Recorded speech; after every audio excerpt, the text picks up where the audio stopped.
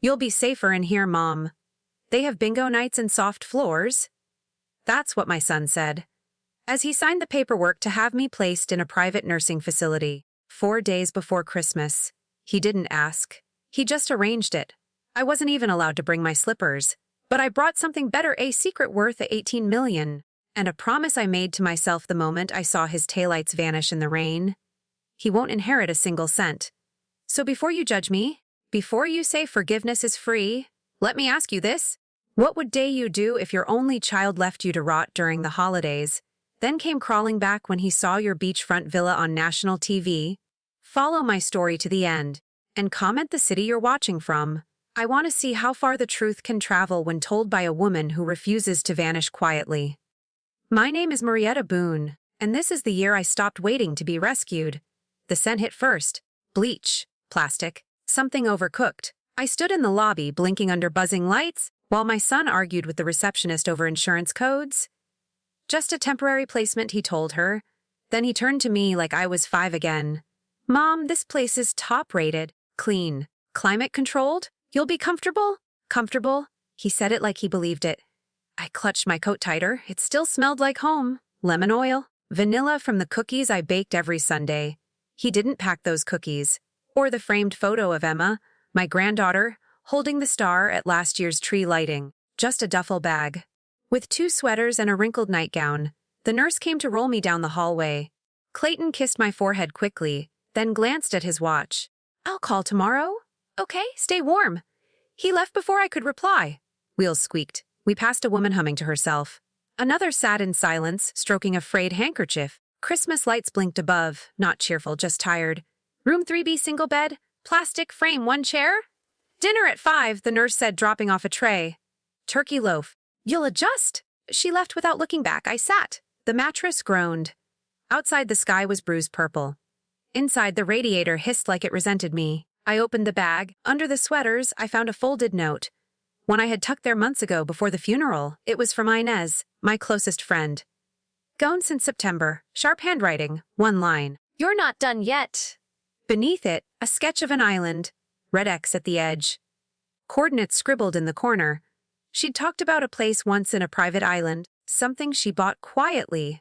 I thought it was just another one of her daydreams, but Inez never drew without a reason. The tray of food steamed. I didn't touch it. Instead, I ran my fingers over the X outside. A palm tree swayed half dead in the wind. Inside, something flickered alive. He thinks he's put me away. Out of sight. Filed under old. But he's wrong. This isn't the end. It's just my relocation. If your child placed you in a nursing home right before Christmas, would you forgive? Or disappear? Tell me below, because I think it's time we stop whispering about betrayal and start talking about quiet revenge. Clayton wasn't always like this. I tell myself that because it's easier than admitting I raised someone who could leave me behind like luggage. Back then, it was just the 2 of us. His father passed when Clayton was 5, a stroke. Sudden, clean. Cruel. I was 39 with a university office full of C charts and tenure papers, and a child who wet the bed for 6 weeks straight because he didn't know how to sleep without a father's footsteps down the hallway. I made it work. Lectures by day. Grading by night. Tuna casseroles. Tooth fairy notes folded from sticky notes. We had our rituals. Hot cocoa before finals. Rain walks when spring storms came early. I still remember the year he turned 16. He wanted a car. Not just any car, a red one. I couldn't afford it, not really. But I sold a family ring, a small one, and bought him a second-hand hatchback from a retired vet named Joe. Clayton squealed when he saw it. Best mom ever, he said, throwing his arms around me. I hugged him tighter than I should have, because part of me knew those kinds of thank yous vanish with age. Later, after he graduated college, I surprised him with something else. I signed over the deed to the Savannah house. It was my home. But I told him, it's time you build a life. This house is yours now. His eyes teared up, or maybe the sun hit them just right. Either way, he said, "Thank you, Mom, you're amazing." And I believed him. I truly did. Even when the calls became less frequent. Even when Emma's drawings stopped coming in the mail. Even when I sat on that same porch, week after week, waiting to be invited for Thanksgiving but wasn't. Even then, I waited with hope, because I was the kind of mother who kept believing love meant remembering. I leaned back on the plastic mattress now. The ceiling above me was yellowing, with one flickering light. The hum reminded me of an old fridge from my first apartment, cold, functional, unforgiving. I closed my eyes and tried to remember the sound of clay wind chimes on the savannah porch, the way the vines crept around the windows, how the evening sun made shadows dance across the yellow shutters. That house had warmth, this room had walls. Things began to shift after the wedding. At first it was subtle. Clayton still called, still visited. But his eyes, they darted more, especially when she was in the room. Her name was Liana. She worked in luxury rentals, always wore beige, always smelled like something expensive, never raised her voice, but never used warmth either. "The first time we met," she said, "So you're the ocean professor. That's cute." Not impressive, not admirable, just cute. Clayton laughed. Too loud, too fast, and in that moment I realized he wanted her approval more than mine. I didn't say anything. I learned long ago, mothers who speak too much get remembered as difficult, so I smiled and baked her a pear tart. She never touched it. 2 years in, the distance was real. Phone calls became calendar invites. Visits turned into text messages. I started hearing phrases like, "Might be better for mom to downsize." "Maybe she'd feel safer with on-call support. She doesn't need the whole house for herself, right?" Once, I forgot my scarf at their condo, came back unannounced. I opened the door just enough to hear her say, "She's lovely, but if something happens, you'll be the one paying the bills, not her." And Clayton replied, "We're already shifting things. Quietly. She won't notice." I didn't step inside. I left the scarf on the doorknob. That night, I sat in my kitchen with the lights off, listening to the refrigerator hum and the clock tick. I didn't cry, but I did feel something unravel. He hadn't said it with malice. Just detachment, like I was a number, a calculation, a weight someone else would soon carry. Later, I received a paper from the bank. It listed, "Joint account transition." His name first, mine in fine print. No one explained, no one asked. When I called, the woman said, "Oh, that's standard when preparing for elder care. Your son's just thinking ahead, thinking ahead." They made it sound generous, like love had a spreadsheet. Maybe it did. But I had none of the formulas. I looked down at my hands. They were still the same hands that held him during his first fever. Still the same hands that tied his bow to before prom. Still the same hands that signed the house over. But now they trembled. Not from age, from realization. Love shouldn't come with fine print. I still set the table, even when it wasn't my table anymore. Liana had sent an invitation that morning. A text, no emoji, no warmth, dinner at ours. 6:30, no, we'd love to see you. No, how are you doing? Just logistics. Still, I said yes. Maybe I needed the illusion. I wore my green blouse. The one Emma said made me look like a fresh mint leaf. I brought a small jar of homemade fig preserves. The door opened before I knocked twice. Liana didn't smile. She stepped aside. "You're early, but that's okay." Her perfume was sharp clean, the kind that burned if you breathed too deep. Clayton came out of the kitchen, holding 2 wine glasses. "Oh, hi, Mom." "Come in, we were just finishing up." Finishing? The roast was still in the oven. The table wasn't fully set. Emma's drawings weren't on the fridge anymore. I sat at the edge of the couch, careful not to sink too deep. The cushions were stiff, new money taste. Dinner was fine. Roast chicken, oversalted asparagus. Everything beige. They talked about interest rates and wine labels. Not about people, not about feelings. I nodded, smiled, added nothing. Then Liana asked, too casually, "So have you been feeling foggy lately? Forgetting little things?" She didn't look at me when she said it, just twisted her ring. Clayton paused, sipped his wine, didn't interrupt. I set my fork down. "Excuse me." Liana laughed lightly. "Oh, no offense. I just read that memory loss starts small. Sometimes folks don't even notice at first." I looked at Clayton. Still silent, I forced a smile. "Well, I remembered to bring these." I pushed the fig preserves toward her. She didn't touch them. After dessert store, bought pound cake. I excused myself to the restroom. The mirror above the sink was spotless, frameless, cold. I stared at my reflection. White roots at my temples. Fine lines around the mouth? Eyes still steady, I touched the edge of the counter. Granite, no warmth, but the woman staring back at me? She wasn't lost. She wasn't fading. I still knew what year it was. Still knew who Emma was. Still knew the difference between concern and manipulation. I breathed in slow. That same breath I taught Emma before her piano recitals. Inhale for 4, hold, exhale. Then I smiled. Because even if they thought I was slipping, I hadn't slipped a single step. The house was quiet when I returned. Too quiet. I flicked on the lamp in the foyer. Warm light, but it didn't reach far. The shadows were longer now, or maybe I was just noticing them more. I hung up my coat.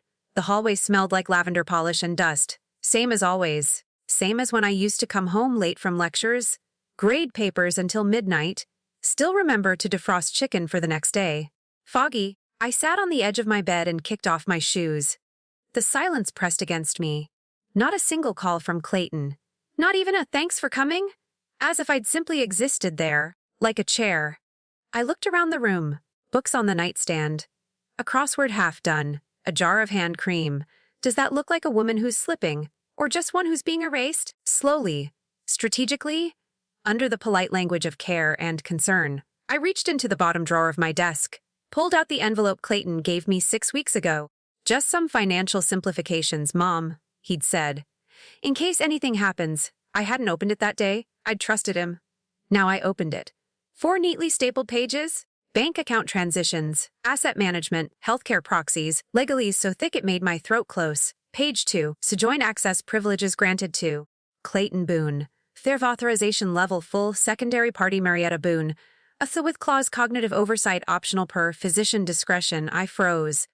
Optional per physician discretion? Meaning, if a doctor, any doctor, deemed me confused, he could act on my behalf. No court, no process, just a polite diagnosis away. My fingers trembled. Not from fear. From rage, I stood and paced the room. I'd led expeditions into open ocean storms, published research on tectonic shelf shifts, saved students from panic attacks before thesis presentations. But here I was possibly being managed out of my own life. I opened the window. The night air was cool. Salt-tinned. The wind carried sounds from the marsh, crickets, distant waves, my old world still whispering back. Inez would have burned those papers, but I wasn't ready to burn. I was ready to read, all of it, because if I was being set aside, then it was time to step forward. And remember who I'd always been. He showed up with flowers. White lilies. The kind people send after funerals.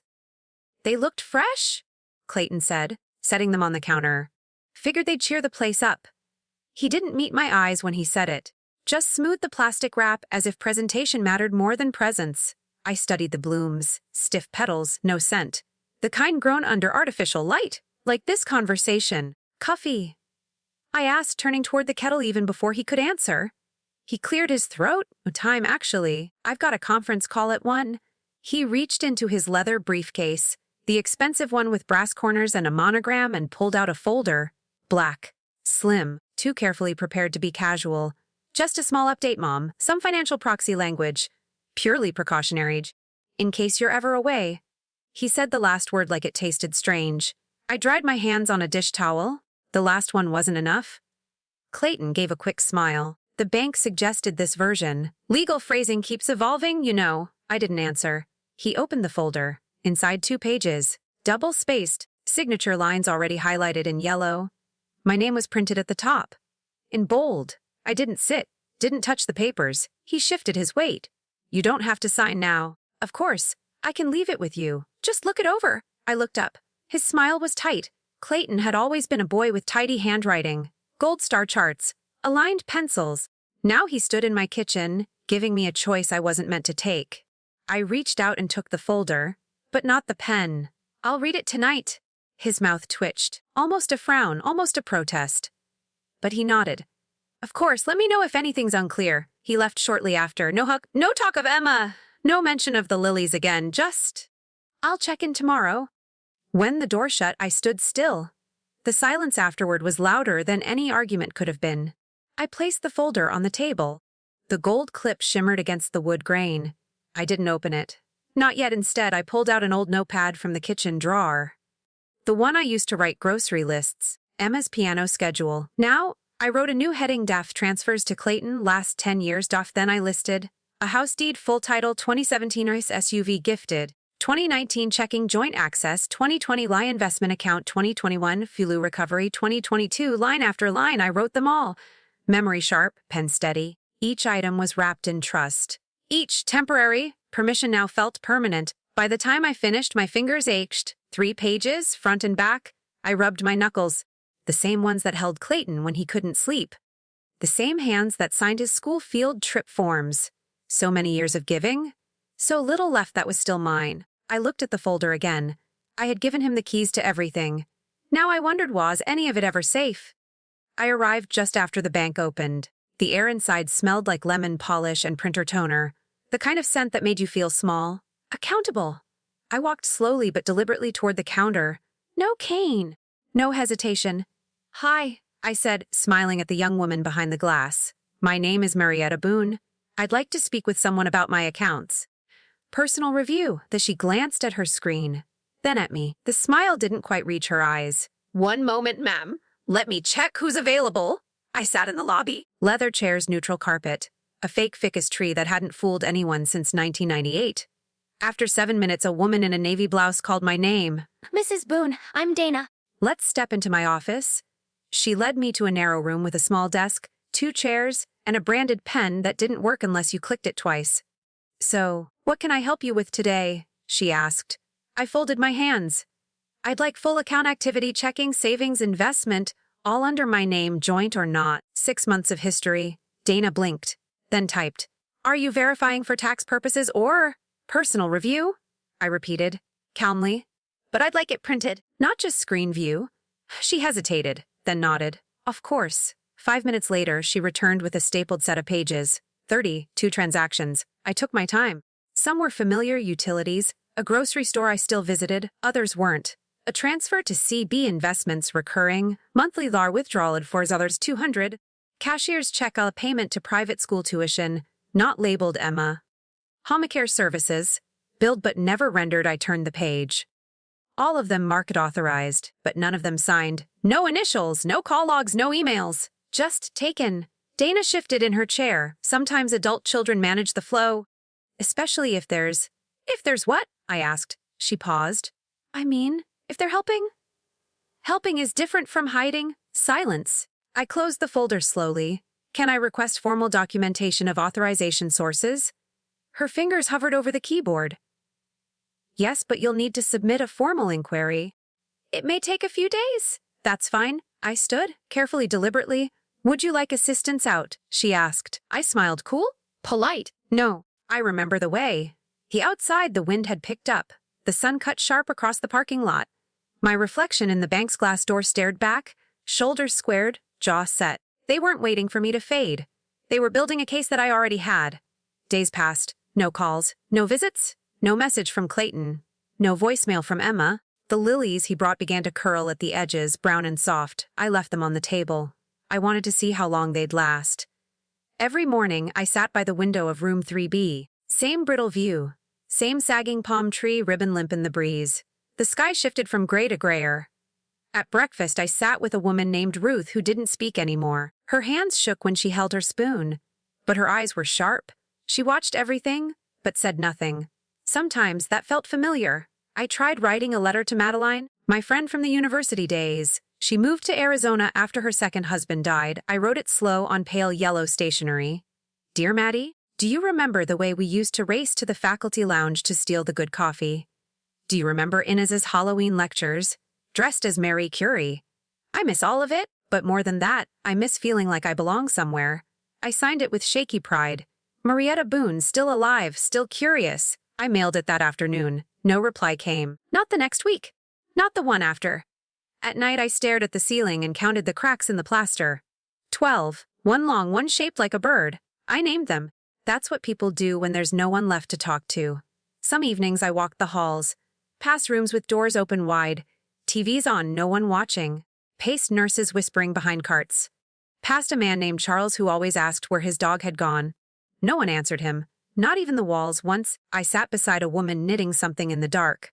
What are you making? I asked gently. She didn't look up. Just muttered, gone. That was her only word.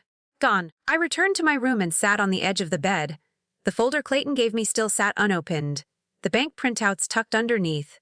Beside them, the envelope Inez left me, still crisp, still folded. I reached for it, ran my thumb along the seam. You're not done yet. Her words, her script, her faith. I leaned back against the pillow, listened to the humming radiator, felt the slow ache behind my eyes. They weren't going to say it, not out loud, but I could feel it at the quiet erasure, like a chalkboard wiped slowly, line by line, until nothing is left but dust. That night I didn't sleep, the radiator hissed. The lilies had collapsed into themselves, brown and wet. Somewhere down the hall, someone cried out. Then silence. I sat in the dark, hands folded in my lap. The envelope from Inez beside me, I opened it.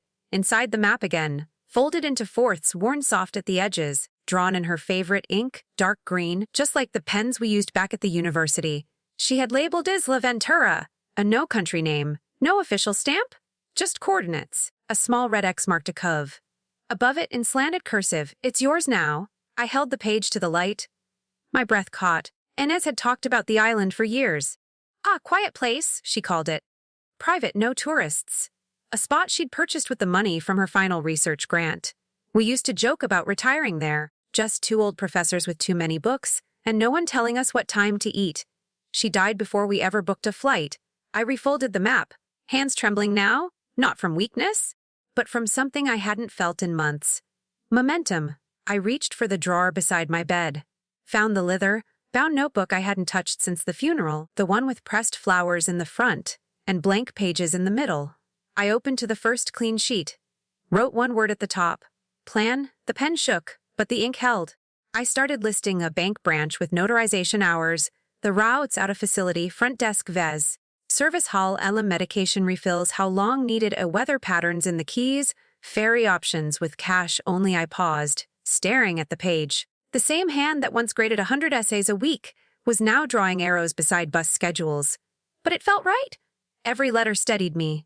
Every dot, every dash, mine again. Not Clayton's, not Leanna's, not the facility's staff with their polite smiles and distant eyes. Mine, Inez once said, quiet doesn't mean powerless. It just means you move when they think you won't. I smiled. And under the word plan, I wrote another. Soon. They called it Family Appreciation Day. Each table had a paper sign with a resident's name, a plastic vase of silk carnations, and a tiny stack of cookies sealed in cellophane. Music played from a Bluetooth speaker near the reception desk, oldies, just loud enough to feel awkward when no one danced. I sat at table 9. Across the room, Ruth had two grandsons bustling around her. One held a baby, the other fed her pieces of strawberry shortcake. Next to them, Charles, beamed as a woman in scrubs, hugged him tight. His niece, I think. I stared at the melting butter mince in front of me. Pastel colors bleeding into the paper napkin. A staff member passed by and asked gently, "Any family coming by today, Ms. Boone?" I smiled. "Could be a surprise." She nodded kindly, but her eyes dropped to the clipboard in her hands. She already knew the answer. I folded my napkin into a triangle, then a square, then just squeezed it in my palm. A full hour passed. The music switched to Elvis. The cookies went stale. I thought about slipping out, back to room 3B to the familiar quiet, but then I heard the click of heels. Sharp. Deliberate, I turned. Liana, in cream slacks. Sunglasses on her head like she'd walked off a yacht. Clayton trailed behind her, his tie loosened, hand in pocket. She looked around as if surprised by the beige walls. Then zeroed in on me. "Oh, there you are," she said. Her voice was smooth, loud enough for others to hear. "We were just checking if you're still with us." A few heads turned. Some staff smiled awkwardly. I didn't stand. Clayton gave a little wave. "Hey, Mom." I looked at him, waited, but he didn't come closer. Didn't sit, didn't ask how I'd been. Liana plucked a mint from my table and popped it in her mouth. "Place is cozy," she said, glancing around. "You know they're doing upgrades next month."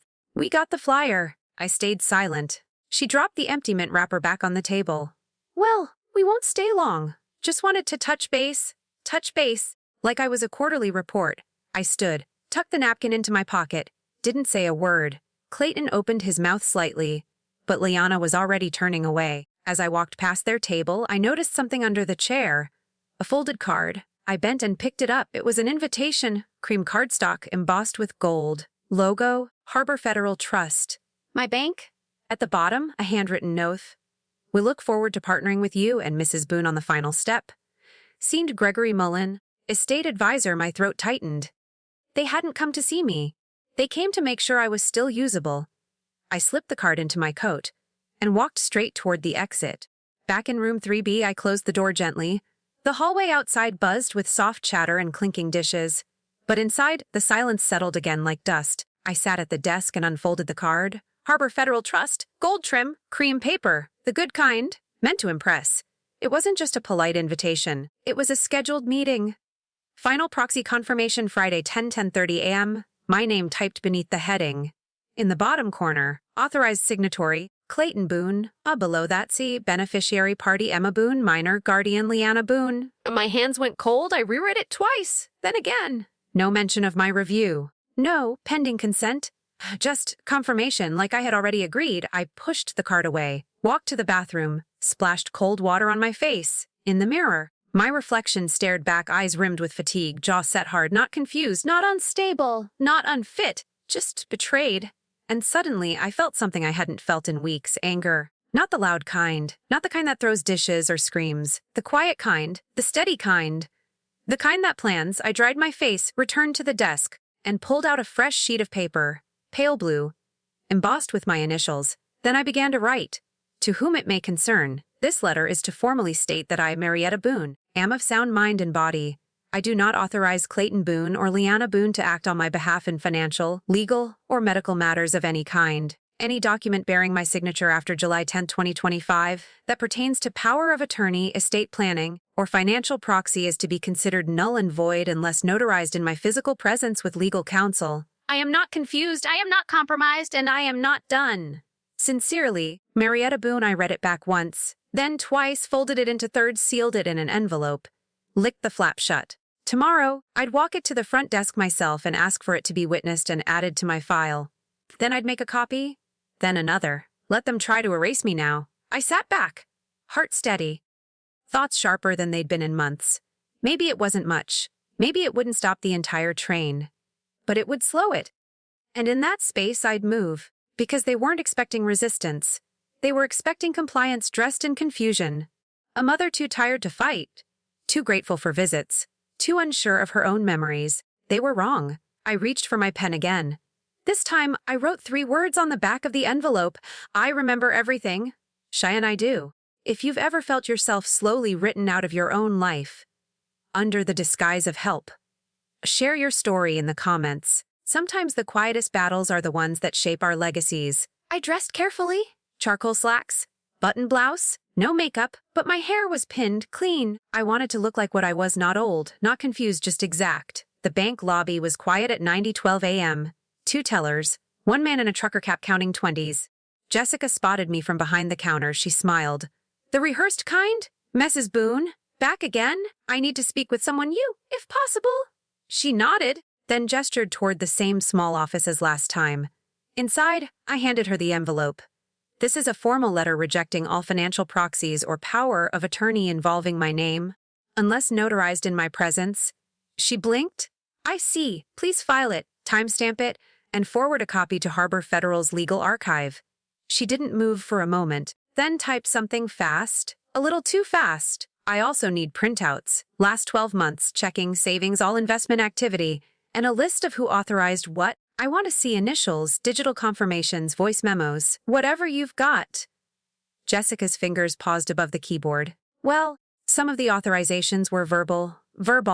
My voice was calm, even. She swallowed. Yes, on file as verbal confirmation by family proxy. It happens sometimes.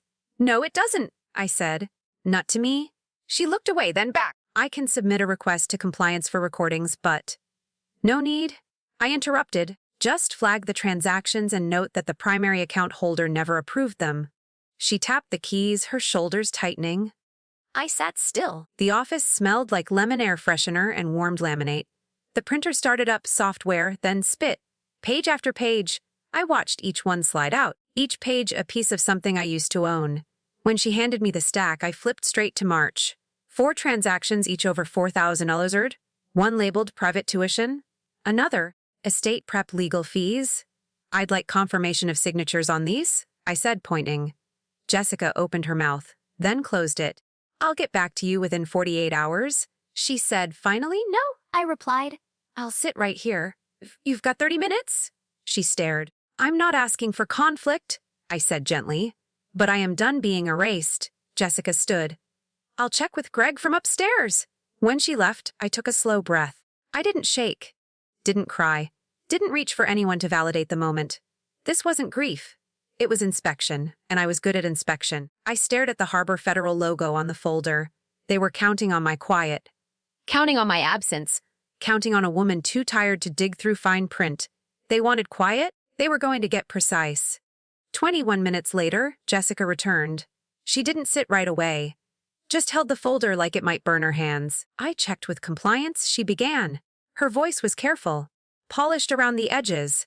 2 of the flagged transactions, one for estate fees, the other for tuition, did not have written authorization on file. I said nothing. They were processed through in-person instruction, on record as direct familial authorization. She watched me. I looked down at the folder, then up at her. So no signature. No digital code. No. Just verbal approval? Jessica hesitated. Yes. I leaned back in the chair. Let that sink into the room. She shifted. I've added internal flags to both transactions. They'll be reviewed formally. And the others? All appear to have proxy-based authority, filed through your existing POA agreement from 2022. I rescinded that last week. I understand. Her hands smoothed her skirt. Would you like printed copies? Yes, 2 sets? One for my lawyer, one for me. I hadn't hired a lawyer. Not yet. But that wasn't her business. She nodded, stood, left the room again. I stared at the wall. A framed photograph hung crooked, some sailboat on a bright bay. The horizon was tilted. That felt about right. When she returned, I placed the copies in my bag. Thank you, I said, standing. I'll make a note of this visit, Jessica offered. And I'm sorry, Mrs. Boone. I paused at the door. You can tell Mr. Mullen I won't be at the signing, and that this address won't be my primary residence much longer. Her lips parted, but I didn't wait for a reply. Outside, the sun had finally broken through the clouds. The sidewalk shimmered. I moved slowly, but my spine was straight. Each step felt clearer. Back in the car, yes. The facility had let me use a driver for the afternoon. I took out my phone, opened the browser, typed the filter temporary housing near Isla Ventura, cash accepted. A list appeared: private rentals, remote cabins, hostels, no credit checks. I saved 3, then closed the phone, let it rest on my lap like a stone. I wasn't gone yet, but I wasn't rooted anymore. Not in their systems, not in their plans. I watched the streetlights flicker on ahead, and I waited for the moment they wouldn't see me coming. I didn't sleep that night. I lay still, the blanket pulled up to my collarbone, staring at the dark ceiling. The radiator clicked, then hissed, then fell silent. Somewhere down the hall, a nurse wheeled a cart past my door. Soft wheels, soft shoes, soft lives. My room smelled like old books and distant bleach. I turned to my side, reached under the mattress, and pulled out the envelope. The one with the map. I unfolded it slowly, careful not to tear the creases. Even in the dark, I knew every line by memory. Inez's handwriting curved across the paper. Green ink, delicate but firm. South Cove safe landing. Stonewell clean water. Wharf. Palm tree bend stay left. She'd marked the shoreline with stars. Tiny ones, like breadcrumbs. I pressed my finger to one. If Quiet Bay. No towers.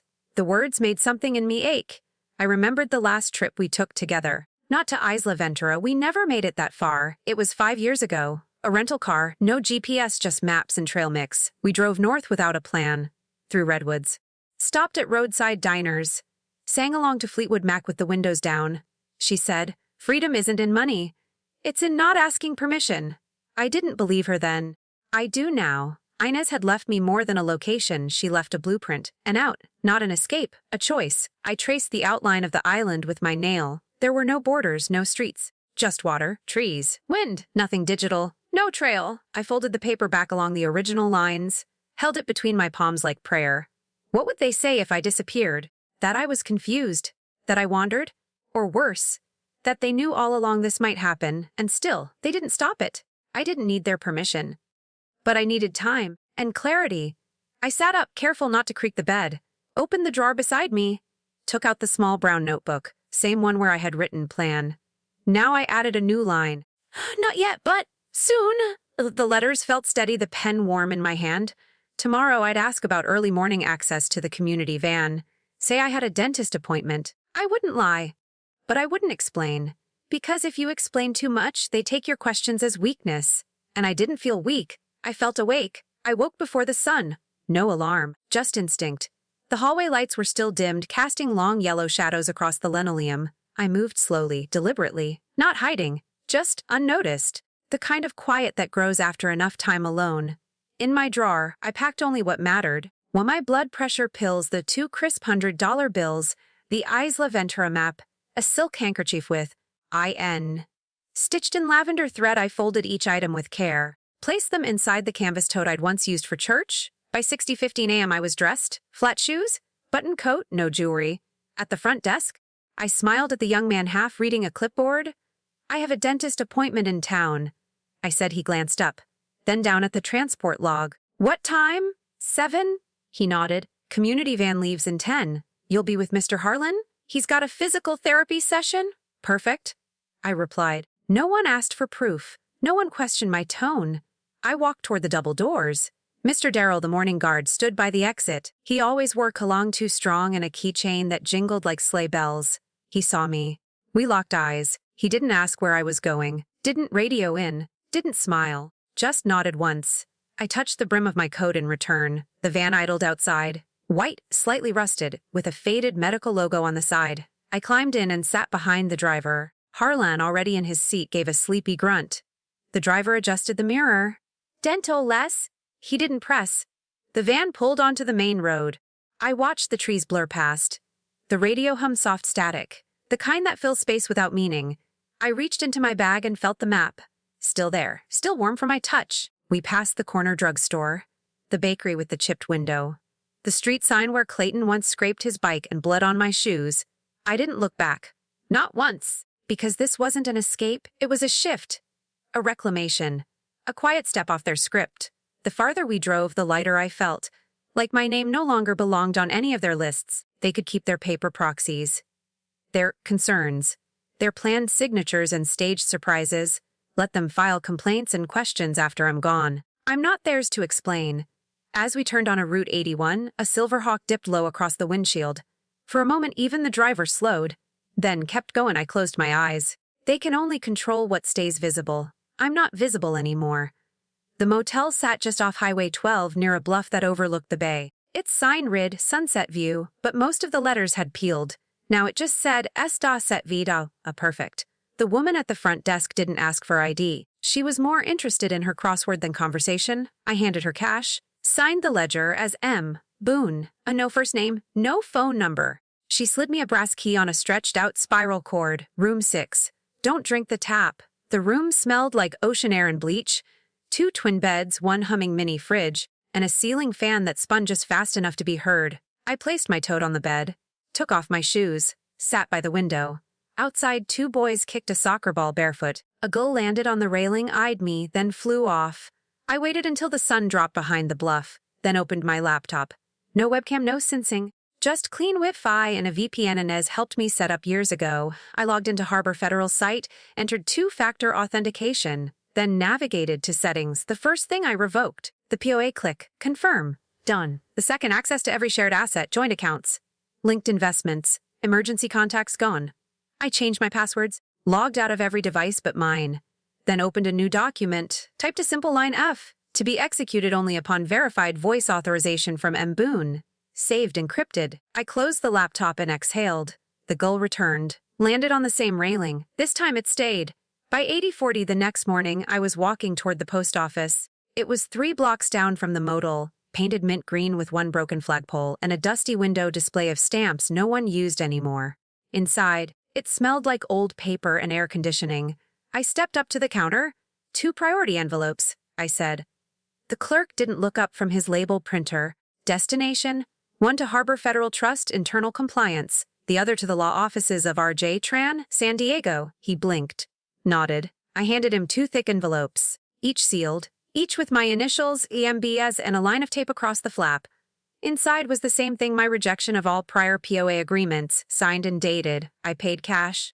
No return address. Stamp both today. I said firmly, sure thing, he replied. As the machine chunked out tracking receipts, I felt my chest loosen, like a knot had slipped free. Outside, the sun was already sharp. I crossed the street to the corner store, the kind with sun-faded snack posters taped to the windows. Inside, the shelves were cramped and the air smelled like bubblegum and bleach. I grabbed a burner phone from behind the counter. No SIM card needed. I told the boy at the register. He didn't ask questions. Just scanned it, double-bagged it, and slid it across. Then the TV above the cigarette rack caught my ear. Harbor Federal Trust now under formal review for POA authorization protocols. Senate aides calling for increased oversight on accounts held by senior clients. I stood still, one hand on the bag. A woman in a janitor uniform glanced at me, then back at the screen. I didn't react, just took the phone, slipped it into my coat pocket, and walked out. They called it an audit. I called it timing.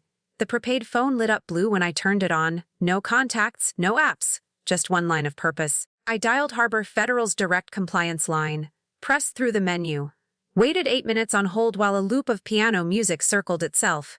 Then a voice, Gregory Mullen speaking. I recognized the name, the same signature from the estate card they'd left at the facility. "This is Marietta Boone," I said. Silence. Then, "Mrs. Boone." "We received your letters." "Good," I said. "Now I need written confirmation." "Of what exactly?" "That no one, under any circumstances, may represent my interests, financial or otherwise, without notarized in-person consent." He cleared his throat. "Well, under current audit policy, we're required to." "I'm not asking what you're required to review," I said. "I'm asking what you'll confirm in writing. Today." A pause. Then typing. "We can draft a statement acknowledging your exclusive control." "Would that suffice?" "Yes. Shall we email or mail it?" Mail. "Same address on file?" "No. I'll provide a new one." I read off the motel's mailbox number, then hung up. No pleasantries. No thank you. 3 days later, an envelope slid under my door.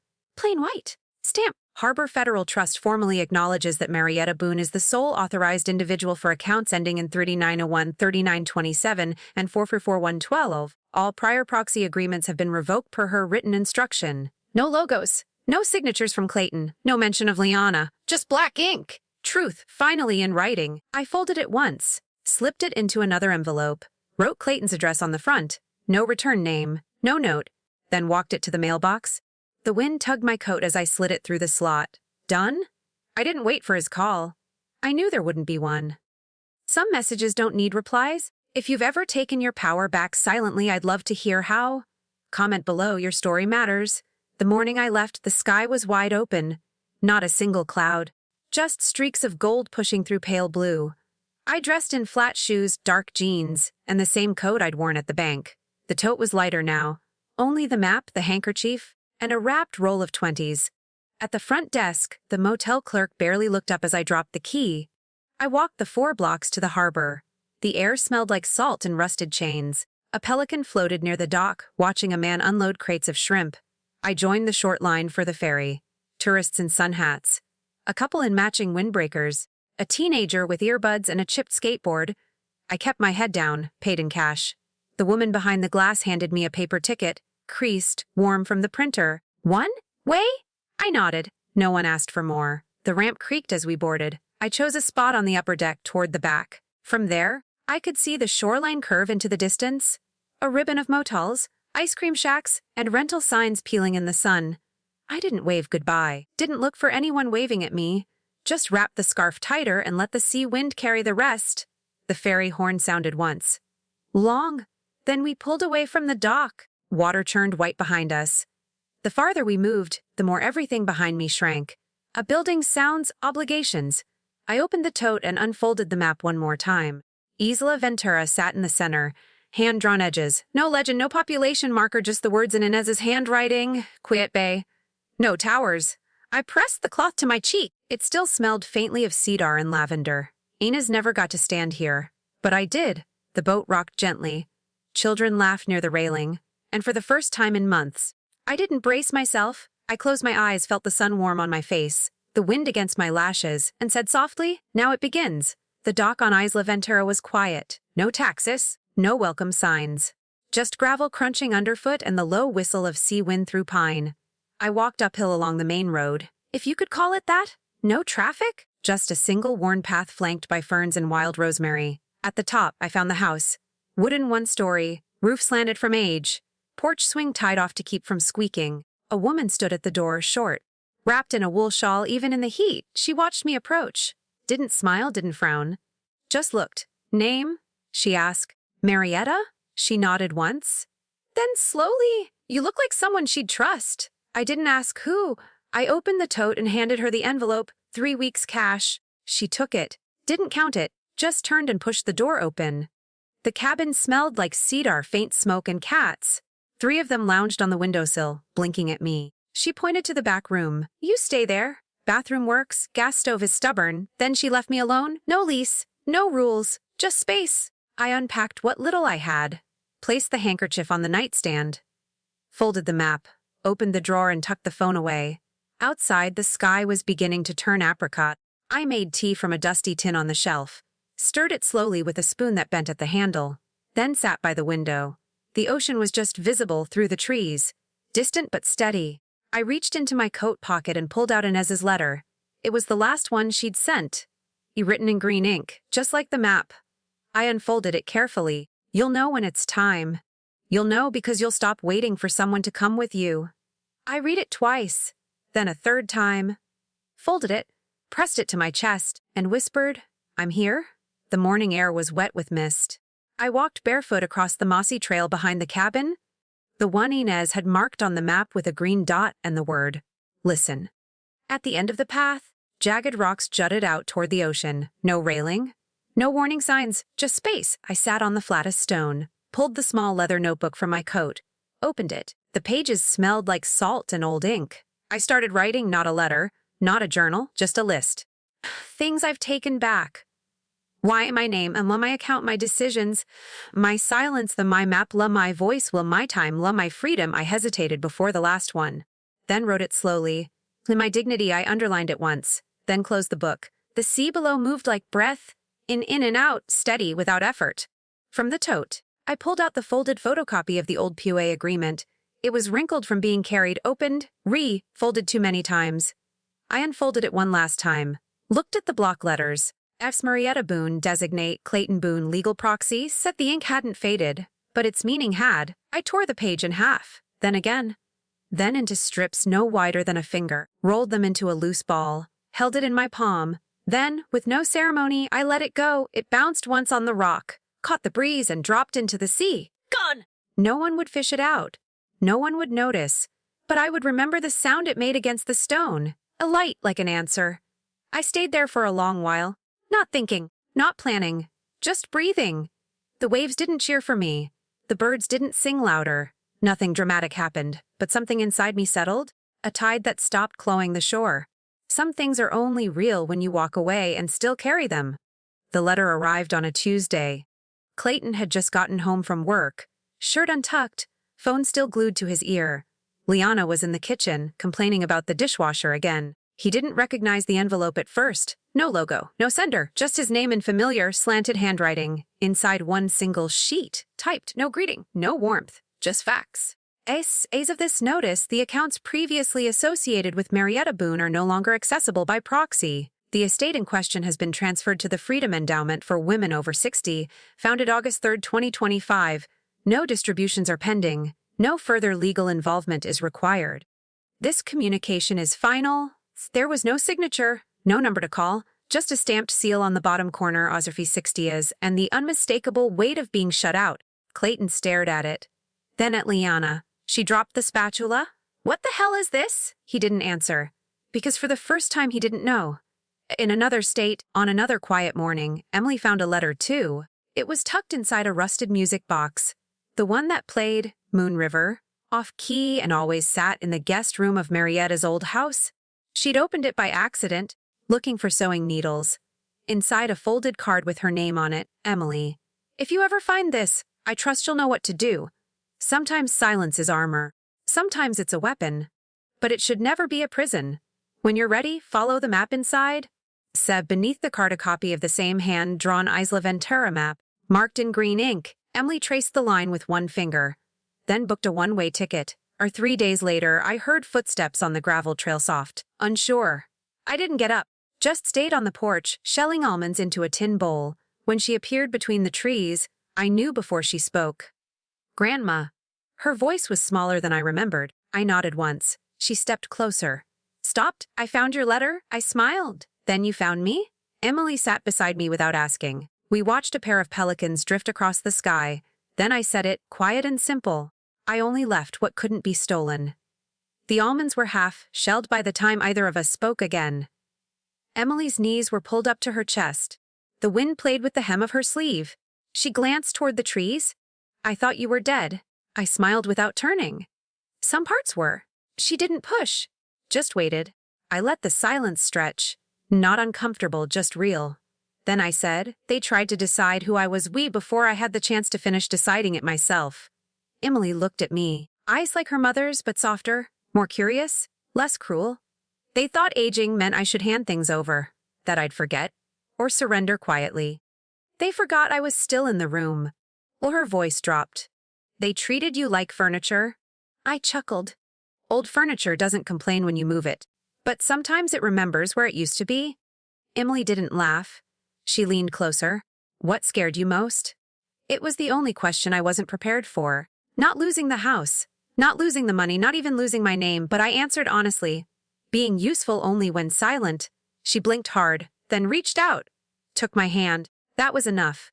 No speeches, no apologies for what wasn't hers to fix, just presence. She pointed to the corner of the porch. The wind had knocked down an old wind chime. Tangled copper wires and a missing bell? I can help fix that. We walked over barefoot. The porch boards were warm from sun. Together, we unhooked the broken string. Emily held the top ring while I bent the wire straight. I found an old seashell in the garden box. Drilled through, worn smooth. It made the softest clink when we tied it in place. When we hung it back up, the chime sang again. And not perfectly, but new. Emily brushed her hair behind her ear. It sounds like it's been through something. I nodded. So have we. The air felt lighter, not healed, but breathing. 6 months passed the way moss grows. Quiet, patient, unbothered. The cabin stayed the same. The sea, too. But I had changed most mornings. I sat beneath the awning beside a row of books Inez once kept in fruit crates, now dusted, sorted, and labeled by hand. Locals started calling it the quiet library. No cards, no late fees, just chairs, shadows, and the kind of silence that welcomed story. Women stopped by in the afternoons. Older, sun-worn, the kind who didn't ask too much but always returned. Some came just to sit. Some read the same book twice. I never asked their names. They never asked mine. Emily visited every Sunday, sometimes with blueberry muffins, sometimes with bad news about college friends. Once, she brought a dried flower in a jar and said, "This made me think of your hair." We didn't talk about Clayton, or Liana, or anything before the map. One Monday after tea, I found a letter waiting on the windowsill. Unmarked, cream-colored. Sealed with wax, not common anymore. Inside was a single sheet. I don't know who you are, but I heard what you did. They said you left everything behind, but I think you just took the right things with you. The letter went on. A woman from Michigan. Her children had sold her piano without asking, then told her, it's time to let go. But she didn't. She saved, left, bought a used upright from a church sale, and started giving lessons at the local rec center. It's not much, she wrote, but every Wednesday someone hears me now. I read the letter twice, then folded it carefully and placed it in a new crate, one marked Legacy. I sat for a while after that. Listened to the creak of the swing, the birds in the pepper tree, and the wind tracing through the cracks in the shutters. It was never about being seen. It was about being remembered, right? The sky was the color of quiet steel. Emily sat cross-legged on the porch, twirling a spoon between her fingers. She'd been quiet all morning. I let her be. Then, do you ever regret not saying it out loud? She didn't look at me. Didn't need to. I poured the hot water over mint leaves and watched the steam rise. The question hung there like sea fog, thin but heavy. I passed her the cup. No lemon, I said. She smiled. I know. We sat with the question a little longer. It creaked between us like the old swing in the breeze. Then I answered, a storm proves itself not by noise, but by what remains after. Emily nodded slowly. No argument. No more words. That night, after she went to bed in the back room, I lit the oil lamp and opened the notebook again. The crate beside me was almost full now. Letters from strangers, old clippings, even a napkin with someone's scribbled poem about a woman who walked away without slamming the door. I turned to the last page. The paper had curled from salt air. My handwriting had softened over time. But the words still came. If I go tomorrow, I've already returned to myself. I capped the pen, closed the book, let the silence fill the room. Outside, the wind stirred the trees. The chime Emily and I had repaired clicked softly, off-key, imperfect, alive. Legacy isn't always loud. Sometimes it arrives in the form of a question you leave behind, or a letter in a crate, or a voice that doesn't shake anymore. If you've ever reclaimed something no one thought you could, A name, a voice, a piece of yourself. Share it below. Someone's listening. I didn't plan to disappear, but I also didn't plan to be erased. There's a difference.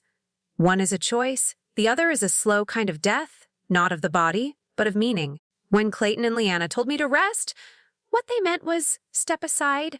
What they feared wasn't my weakness, but my memory, my record, my truth. I spent years dimming my light so others could feel bright, smiling at insults, swallowing bruises made of words, and I told myself it was for peace, for family, for the greater good. But peace that demands silence from only one side isn't peace. It's permission. I didn't scream, didn't curse, didn't destroy. I stepped out of the frame. I walked away holding the frame. And in that space, I began to paint something new. Justice doesn't always come with a gavel. Sometimes it looks like a woman declining to answer her phone, declining to explain, declining to show up where she's no longer respected. Enes used to say, leave quiet, but leave heavy. And I did. Heavy with memory, heavy with name, heavy with all the things they couldn't steal. What I've learned is this: you don't need to win the last word. You just need to own the next sentence. People may forget the details.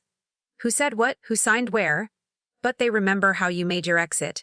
If it was bitter, if it was broken, or if it was calm like a door closing gently after the rain, my story didn't end with revenge. It ended with restoration, not of property, but of place, in the world, in my name, in the mirror. Legacy isn't what you leave behind. It's what survives untouched when everything else is stripped away. And sometimes what remains is enough.